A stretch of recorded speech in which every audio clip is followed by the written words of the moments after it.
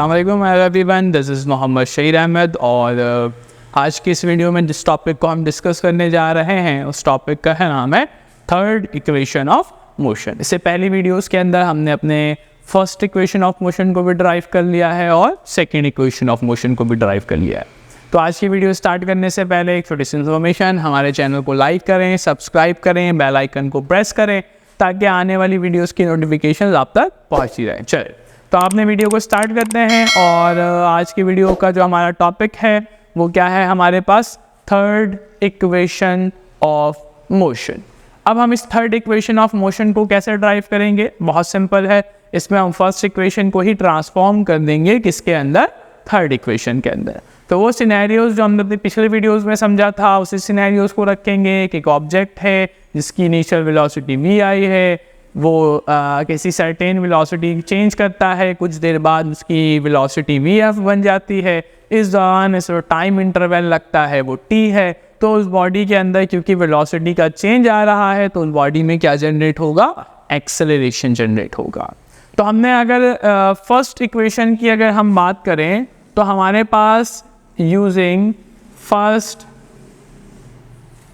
Equation of motion, उम्मीद है आप सबको फर्स्ट इक्वेशन ऑफ मोशन याद होगा। फर्स्ट इक्वेशन ऑफ मोशन क्या था भाई, Vf is equals to Vi plus AT, ठीक है। Final velocity is equals to initial velocity into sum of addition of क्या है हमारे पास, एक्सेलरेशन और टाइम का प्रोडक्ट है। चल तो हमने क्या करना है, इस फर्स्ट इक्वेशन के अंदर स्क्वायरिंग कर देनी है, स्क्वायरिंग ऑन बोथ साइड्स। दोनों साइड्स हम क्या कर देंगे, इस इक्वेशन में स्क्वायर कर देंगे।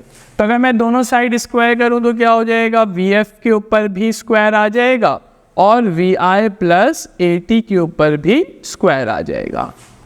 अब अक्सर स्टूडेंट जो मिस्टेक करते हैं वो ये है कि अगर कहीं पर हमारे पास Vi प्लस AT के ऊपर होल स्क्वायर दिया हुआ है तो वो इसको इस तरह से करते हैं Vi square plus AT square, जो कि बिल्कुल गलत काम है। हाँ, ये काम मैं उस वक्त कर सकता था कि जब मेरे पास A और T प्रोडक्ट की फॉर्म में होते तो फिर मैं उसे A स्क्वायर और T स्क्वायर दे सकता था, मगर यहाँ हरगिज़ ऐसा नहीं है। यहाँ पे ये जो स्क्वायर है वो होल फॉर्म में गिवन है और दरमियान में दो वेरिएबल्स आपस में मल्टीप्लाई के फॉर्म में नहीं है, they are in the form of summation, आपस में प्लस हो रहा है। तो यहाँ पे हम स्क्वायर इंडिविजुअली नहीं दे सकते। अब हमें यहाँ पर स्क्वायर को डिस्ट्रीब्यूट करना होगा विद द फॉर्मूला। तो हर आसान तरीन फॉर्मूला हम सब ने पढ़ रखा है, a प्लस बी का होल स्क्वायर।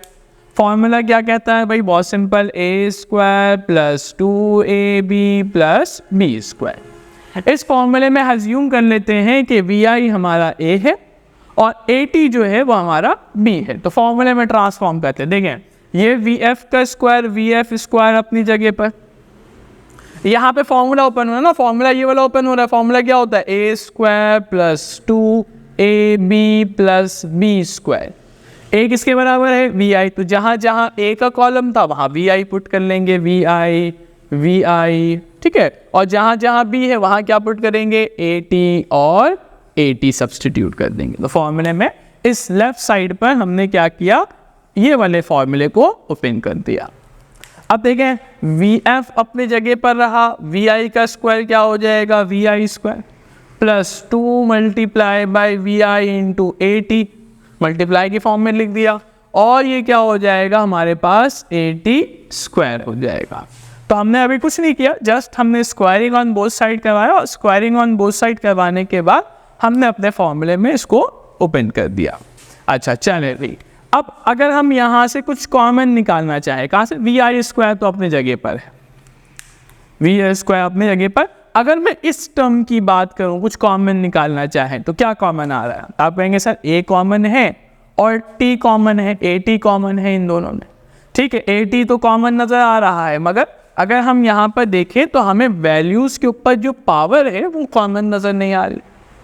यहाँ पे क्या है हमारे पास, यहाँ पे a है, यहाँ पर t है, यहाँ पर a t स्क्वायर। एक काम करते हैं, हम a को कॉमन निकालते हैं। क्यों, सिर्फ t भी तो है ना, वजह है, इसकी एक वजह है, इसलिए अब ए को कॉमन निकाल लें। ए के अलावा और कोई चीज़ कॉमन नजर आ रही? क्या 2 को कॉमन निकाल सकते हैं? नहीं, 2 को कैसे कॉमन निकालेंगे, 2 तो है ही नहीं इन दोनों में कॉमन।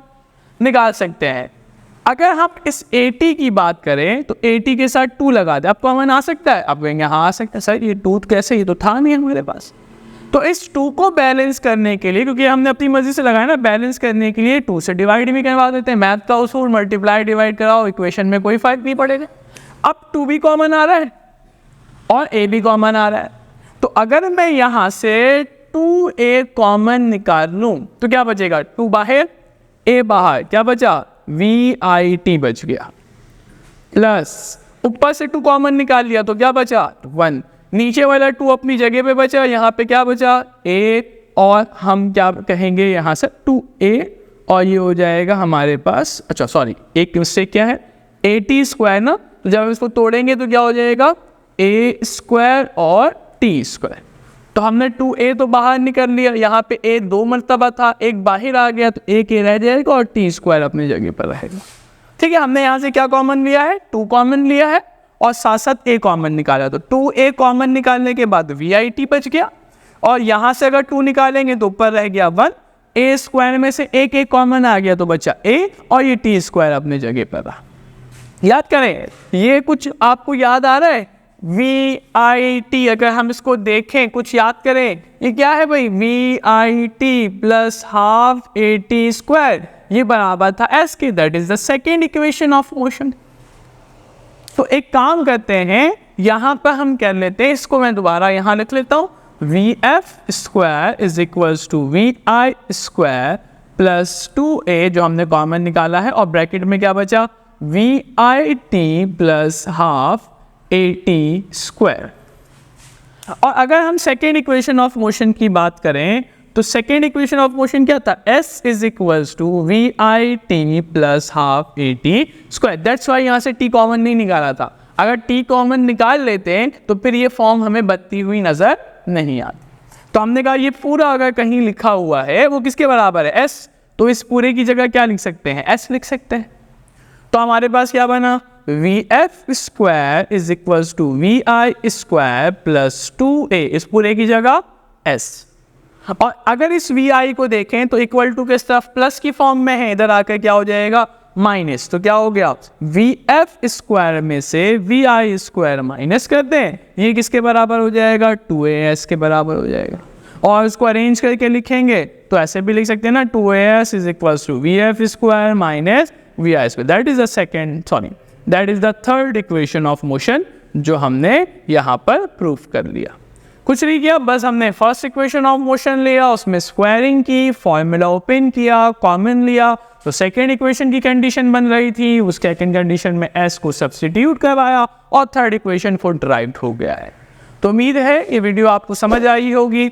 हमारे चैनल को लाइक करें, सब्सक्राइब करें, बेल आइकन को प्रेस करें, और ताकि इस तरह की आने वाली नोटिफिकेशन आप तक पहुँचती रहे। शुक्रिया।